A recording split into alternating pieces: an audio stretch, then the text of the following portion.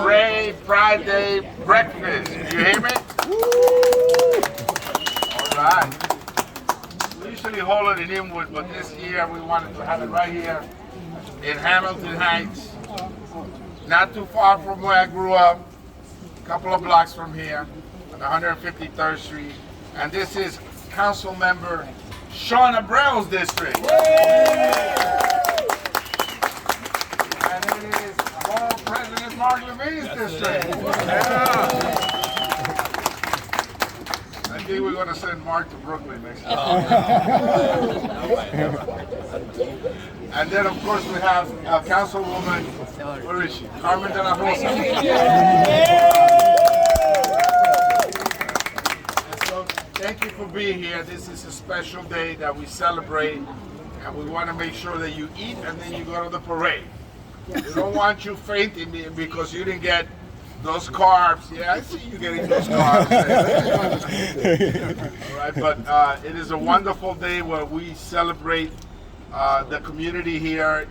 And I don't even distinguish, I don't say like the Latino community, because we're one community. But yes, there are rights, there are benefits directed, and we have, we're facing a very difficult time in Washington, but we will continue to fight, and we will prevail. Yes. We will prevail. It's taken far too much to get to where we are today, and now to see it reversed systematically by a right-wing court whose intent it is not just to stop where they are. They're coming for us, for everybody. And if you think you're protected, you know, open your eyes in the middle of the night, because they're coming for you at night when you're resting and sleeping.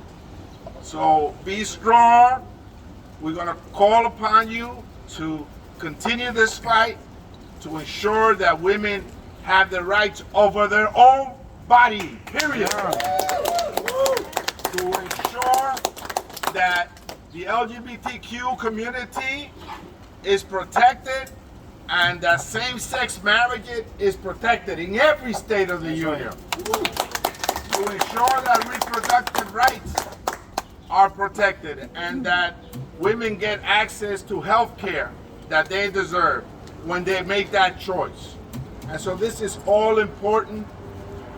Guns. Yes. Guns. I know that every time we see a horrible mass shooting, you know, it sort of like gets us in the deepest chamber of our heart. But every weekend, every week, one of the corners over here in the district sees gunshots and people being shot with handguns. Unfortunately, last weekend, 8 people were shot in Harlem. One of them died. And every week we see young people getting shot and killed in the district. A young woman got shot and killed in East Harlem working the midnight shift in a Burger King. She gave the money to the guy that robbed her, but before he left, he came back in and shot her dead. Just 19 years old. An 11-month-old baby got shot in the face in the Bronx part of the district.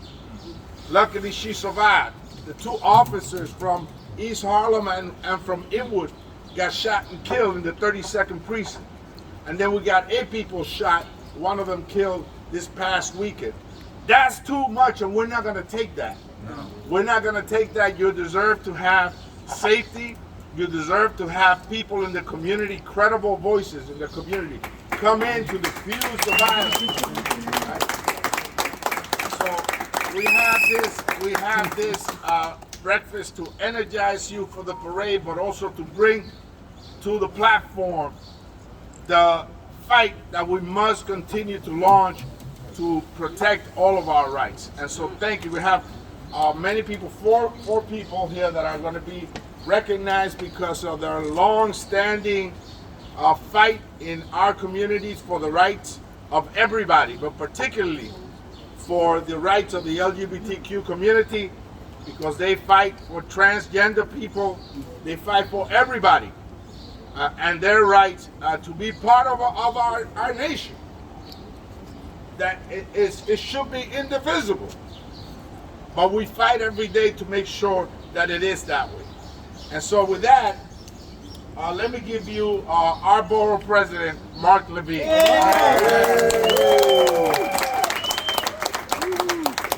Let's go to Brooklyn, please. Never, never. We'll be kind to him. We'll send him to Jersey. No. I can't even find it on the map. Good morning, everybody. Muy buenos días. The Chip Cup. I mean, this is like the most awesome locally owned business. I love this place. Thank you for hosting us here. Congressmember Adriano Espaillat. Thrilled to be here with two of the stars of the New York City Council now, Council members Abreu and De La Rosa. Yeah. They are awesome, great friends and allies. You know, I needed a gathering like this. I think we all did after a brutal week, an absolutely brutal week, when we are reeling from the loss of a constitutionally protected right. This has never happened before in America, where now just a serious blow to the bodily autonomy of women in this country. Now, we say women. We also want to include trans men and non-binary people. Everyone who is pregnant or potentially pregnant now is facing a loss of rights, and there are already millions in states where trigger laws have already taken away those rights and in effect have imposed forced pregnancy in states that are home to millions of people. We have to once and for all put an end to the lie that this Supreme Court is, quote, pro-life. This is the same court that a day earlier struck down New York City's law requiring a permit for guns. How can you call yourself pro-life when you are going to flood our cities, our state streets with guns? It's just the worst hypocrisy. By the way, none of the states that have trigger laws to now ban abortion have mandatory paid parental leave. I mean, their interest in life ends at birth, and so it's just hypocrisy of the worst form. Uptown Manhattan is not known globally as a center of LGBTQ life. Yes, the West Village and Chelsea, which I now represent, I love all the neighborhoods in Manhattan. They have that fame, but really there has been incredible LGBTQ life uptown for generations, representing the amazing diversity of the communities uptown. African American, Latino, Jewish, Irish, all of it has been reflected. What was that? Oh, okay. We're being heckled from the fourth floor. Or maybe being given support. New York City at its best. We've also had really strong elected leadership that has supported LGBTQ legislation and policy, and I have to acknowledge that when he was an assembly member, then Assemblymember Espaillat voted for marriage equality, and senator, and took a lot of hits for that. He was protested outside of his office very viciously, and I think that he knew that would happen, and he didn't flinch. So can we give him a big round of applause for leading in the state Senate on marriage equality? And I'm really proud of our community for being vocal and in the lead. But while we're celebrating today, we got some big fights. We have big fights. All of our rights are now in jeopardy. And we have work to do, even in New York, to protect trans kids, to do better on providing health care to trans New Yorkers, to project our political power nationally, to help win political fights in Pennsylvania and swing districts, to keep Congress, to, in my opinion, expand the Supreme Court, in my opinion, to end the filibuster, and do everything we have to do nationally to stand up for rights now at this perilous moment. But today we celebrate. Today we get a parade, right? It's awesome. So, congratulations, everybody. Happy Pride. Thank you. And now let's hear from our local city councilman. Look at that, he doesn't have a scratch in his face yet. Wow, you got to show him to protect himself. We'll see him next year. Our local city councilman, Sean Abreu.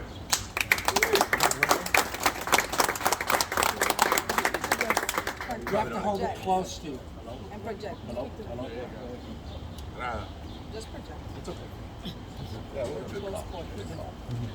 So I may not have a scratch on my face, but I'm getting a few white hairs. I was talking to Curtis. Look at that. I see you one right there. Yeah, look. I'm just, like Mark said, it's so powerful to be here today. I needed something like this today myself. We're living in a moment right now where we feel like nothing is coming our way. Nothing is right now. But what this tells me though, right, what this is all about, what we're doing here today, is to show that New York City is a place for all of us.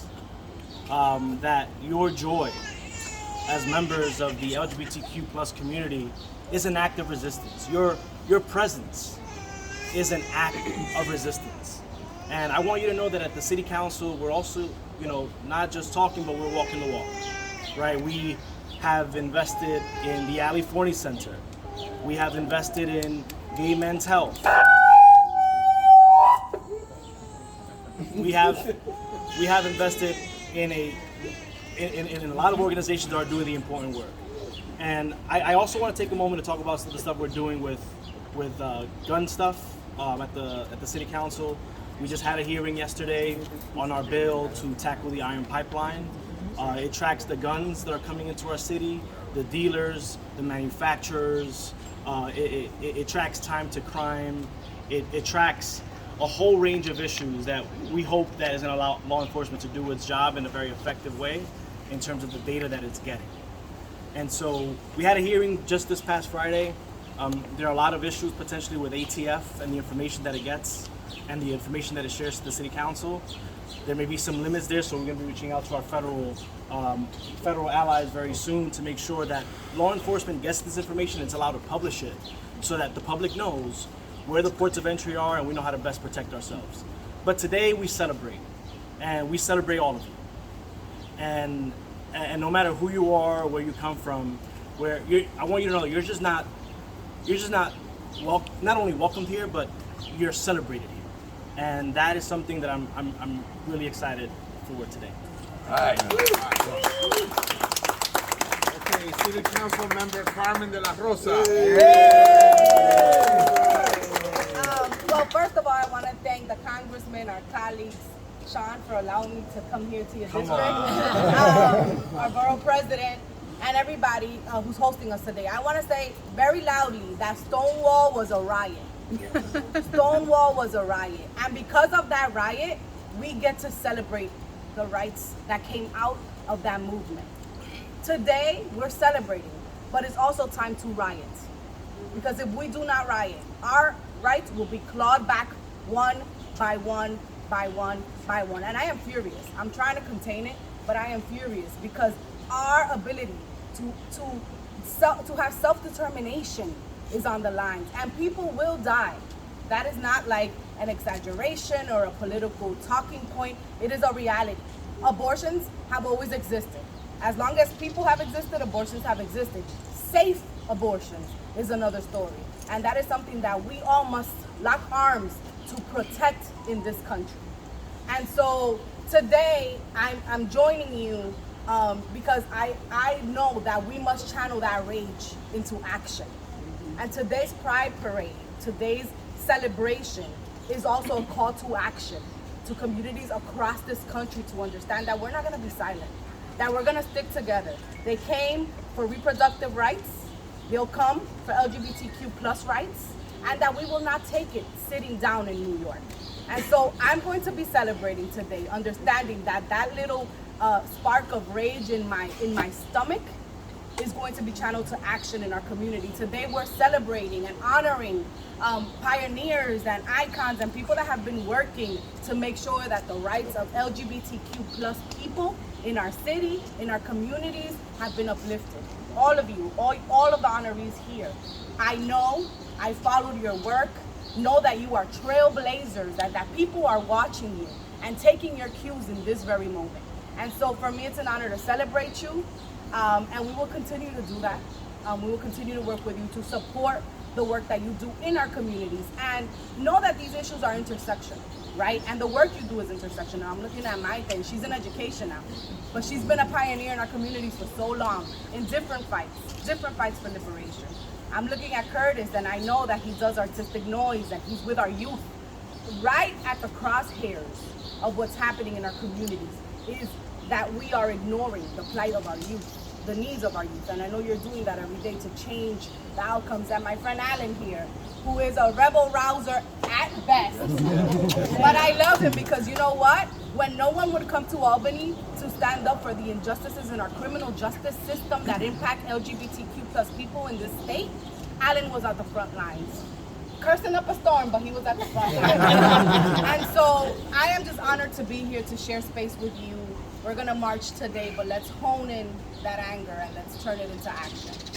Those that are here today, and my first honoree is someone that he brings it to you. And Trouble is his middle name. And it's someone that I think is on the vanguard of change, and someone that holds our feet to the fire all the time. You know, sometimes you don't even pick up an issue because there's so many around. Well, guess what? He brings it up, and he'll catch you off guard. And you better be ready for him. And that's good. We need that kind of voice. We need more voices like that, not just in Manhattan, in New York, but throughout the city of New York. And some of his issues have been really even international issues. He's not just a local guy that thinks about local, neighborhood parochial issues. He is someone that thinks about national issues, international issues, and yes, some local issues as well. But he brings it to you. I love to work with him because, I'm uptown, he's downtown. One day we're going to build a tunnel right underneath Manhattan, and we're going to connect. And I think that if uptown and downtown come together, there's nothing that we cannot do. In fact, watch out, Tammany Hall. We can do a lot, and we can bring some of the most progressive voices to government, and not just to government, the legislature and the executive, but to the bench as well. Don't forget the bench. And many of you here today are judges or you aspire to be judges. And when the rights and privileges, this court, for the first time, took a benefit, took a right. The court usually, are there to grant you a right. If you look at the history, Brown versus the Board of Education amended. It took the dissent opinion of the Plessy versus Ferguson. I was forced to take constitutional law. And so the courts are there so that you have a recourse. When the legislature fails you, when the executive fails you, you go to the court, and it's supposed to be open, and it's supposed to be balanced, and it's supposed to hear and listen. Listen. Hearing is like when a fire truck goes by. Hearing is when like a fire truck goes by and you hear the siren. Listening takes a certain skill, and so the court is supposed to be there to balance, to have an equilibrium of justice. And so when you have a court take away from you, all right, that's pretty bad. That's pretty bad. And so this person is there to fight for us. He will continue to fight for us. He's a loud voice. He won't compromise. My good friend from the southern part of Manhattan, welcome to Uptown, Alan Roscoe.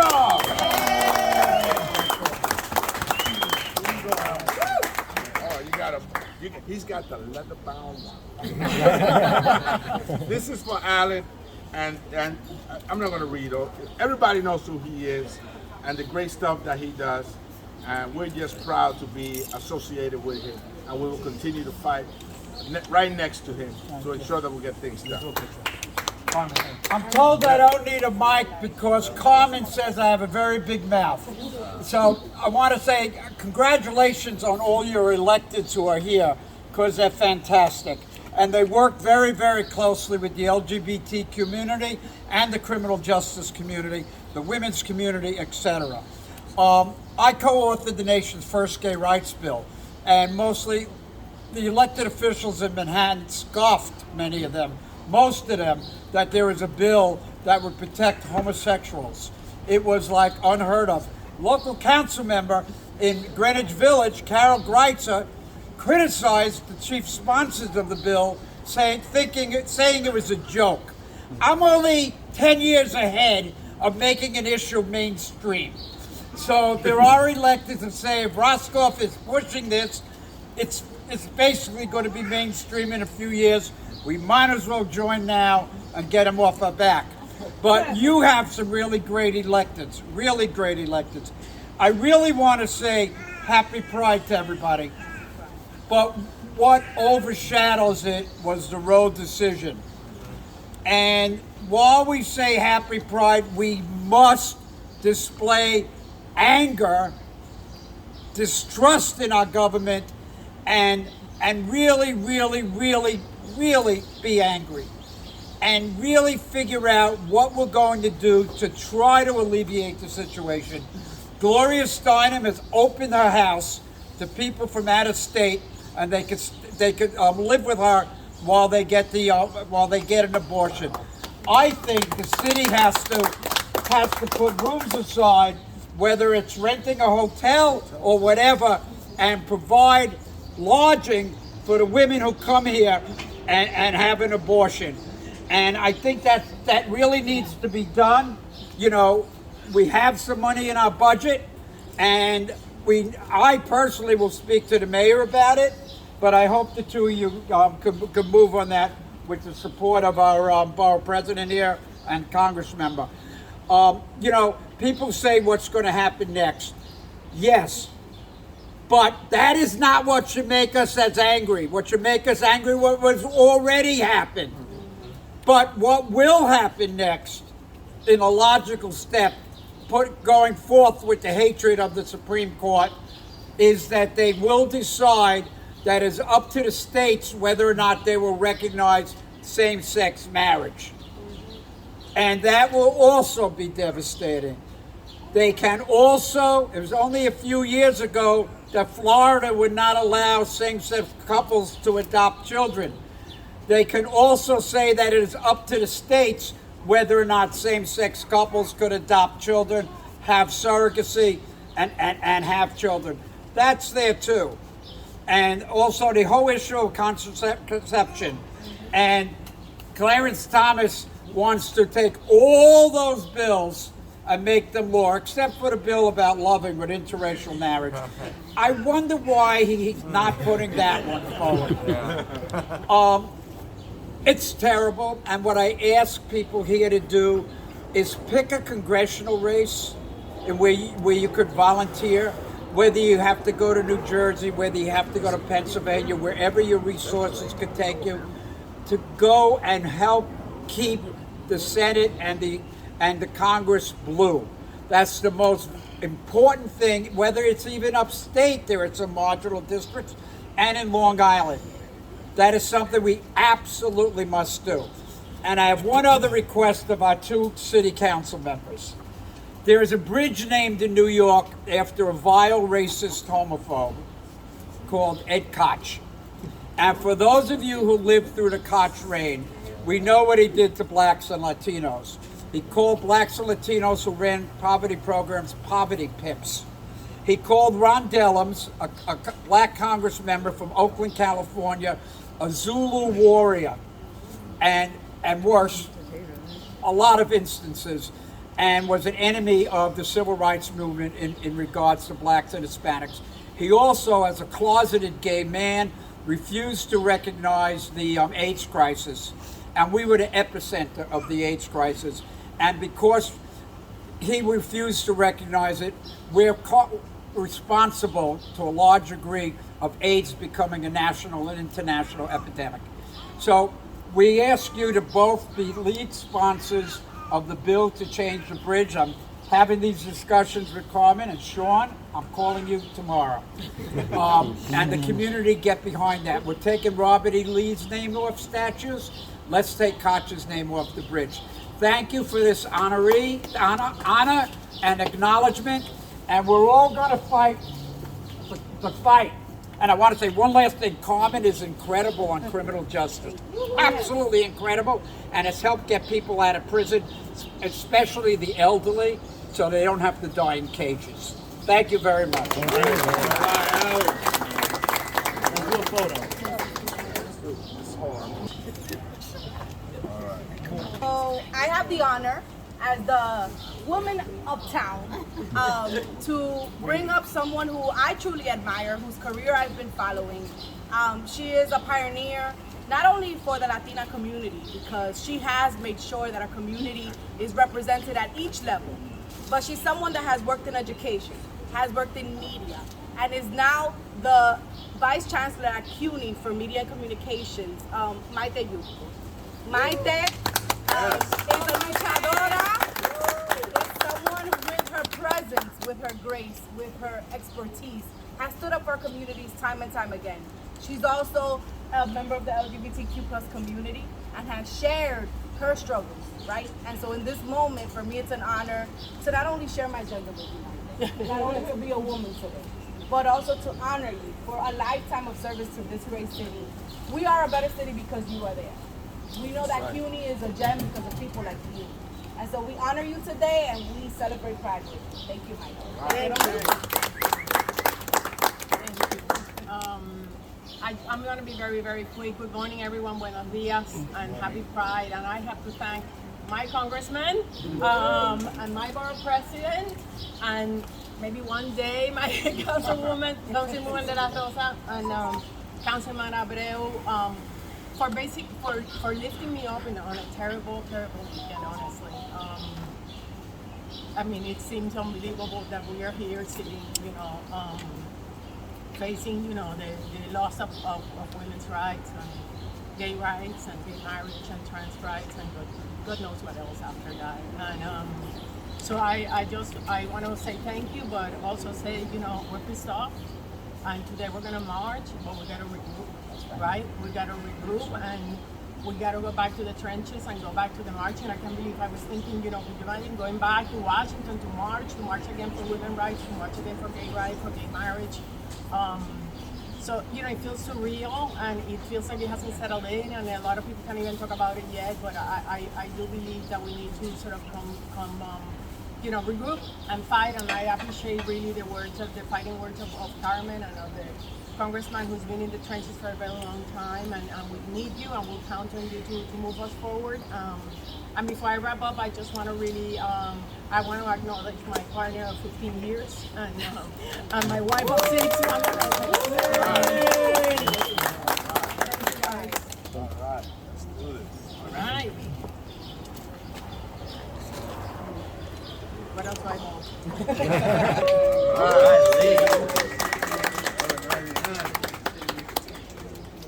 All right, welcome. So all of us are close allies of organized labor here. We cherish labor. Right on! Especially, but Alan, you might agree with my next statement. Labor over the decades has not always been at the forefront on LGBTQ rights. And it has taken fearless advocates internally like Lee Howard to help ensure that labor is a force for these rights within its own ranks and within the sectors they work. That has especially been true in healthcare. And so we are so grateful to be recognizing Lee as a leader in 1199 SEIU. And I think I made reference earlier to the challenges we still face in healthcare to get adequate care for trans New Yorkers and others. This is a fight still being waged. Lee has been in there as a voice for labor more broadly, as a voice for LGBTQ members inside the union, but also for ensuring that our healthcare sector lives up to our values. So we are so thrilled to recognize you today. Congratulations, Lee.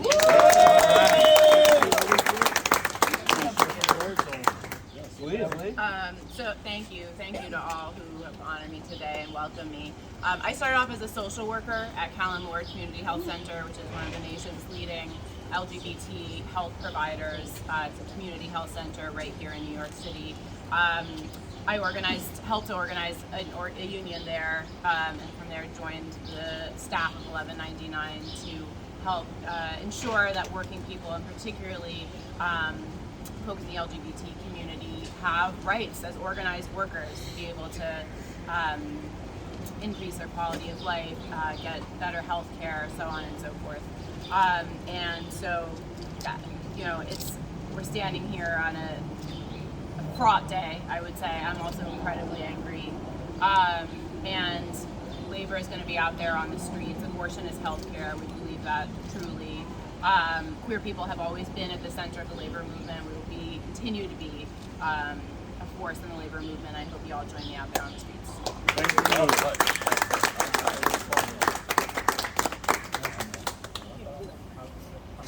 To honor my good friend Curtis D. Young. So Curtis is a leader in his own right, big time. He has made big time contributions to our community. As the executive director of Artistic Noise, he has exposed our young people who have been just as involved to art.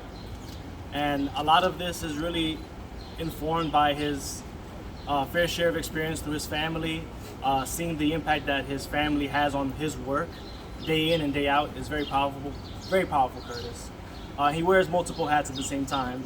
As a former or current president of Uptown Community Democrats, as a former member of Community Board 12. Yeah. He has paid his so much contribution to the community, not because it's a transaction, but because it's something that he really cares about. And Curtis, I'm so excited to be honoring you today and to have the privilege to be introducing you. Congratulations on that. All right.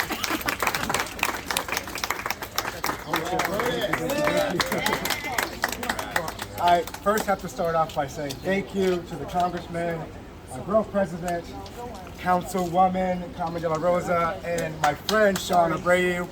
It is truly an honor. At this moments like this, I look back 22 years ago, I'm going to date myself with this story. I was an intern in DC.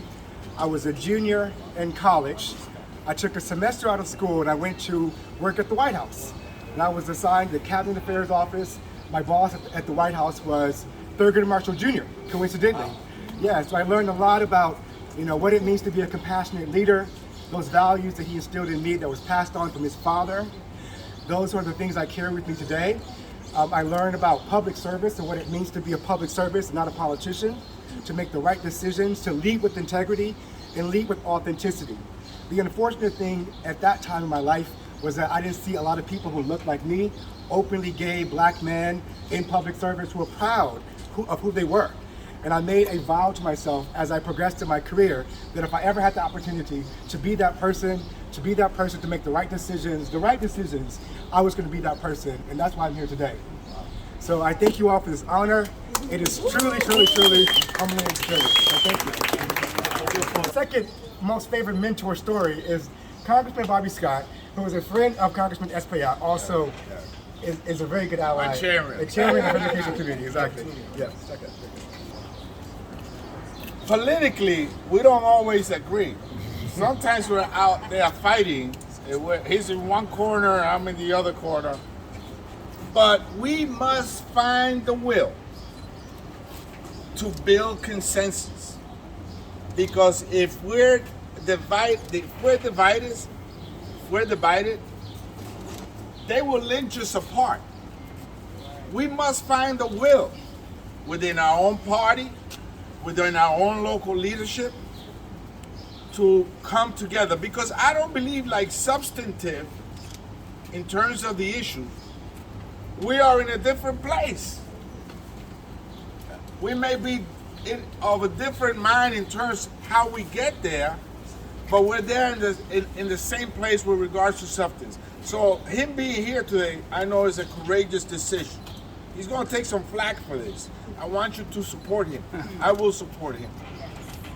We might find ourselves in different corners tomorrow, and that's okay. It's called democracy. But during these difficult times, we must find the will to come together. So thank you, Curtis. Words, please. Folks, I'm mad as hell and I'm not going to take it. Yeah. So look at here. Here's the thing. Unity is everything. The feet of fascism are on our doorstep. on our doorstep. And yeah, New York, we're fighters. We all know that. But just like a lot of folks up here said, it's up to us to make sure we spread our northern Manhattan for the borough president, our message to other parts of this state where they might not understand the level of danger that we're in right now. And yes, as everyone up here has also said, today is a celebration, but it's a celebration of focus. Yes. We need to be focused on how we're going to get our rights back. And it's not rights for thee and not for me, it's rights for all of us. The question of LGBTQ rights should not just be had with the LGBT community. It should be had with every community. The conversation of women's rights should not just be had with women. It should be had with men and everyone in between. We need to talk about these things. We need to do it from the ground level up, hyper-local, fight this apathy, get out the vote, tell everyone to vote. That's what matters. Get in the streets. That's what we're doing today. Let's do this, New York. Let's bring this country back. Let's get our rights back. And with us also a good friend and someone that is a great voice for the LGBTQ plus community, Angel Vasquez. Good morning, everyone. I just want to start by saying thank you for hosting this wonderful breakfast today. As an openly gay Latino, this type of community, having the embrace of everyone who's here, it means a lot to me, and not just to me, but I know the entire LGBTQ community. So thank you for this breakfast and thank you for today. I'm mad as hell as well. You know, this is where I don't understand how we got to a place where we have a minority group of people who are taking action over the majority of this country. We've got to continue to mobilize. We've got to continue to organize. We've got to bring this back because it starts here with abortion rights, but LGBTQ rights are next. Contraception is next. This is absolutely unacceptable, and we all need to be infuriated, and we all need to send that message to Washington that they cannot take us back. We've been making far too much progress for us to be going back to the days of, the hanger abortions. Absolutely not. That's not where we're going. So as Alan mentioned, I think we all need to go and think about where we can expend our resources and our energy and send blue Democrats to Congress to make sure that we can codify Roe v. Wade into the nation's laws and make sure that no other rights that have been granted and given to us because we have fought for them are ever taken back from us. Thank you so much, Congressman, for having me today. Let's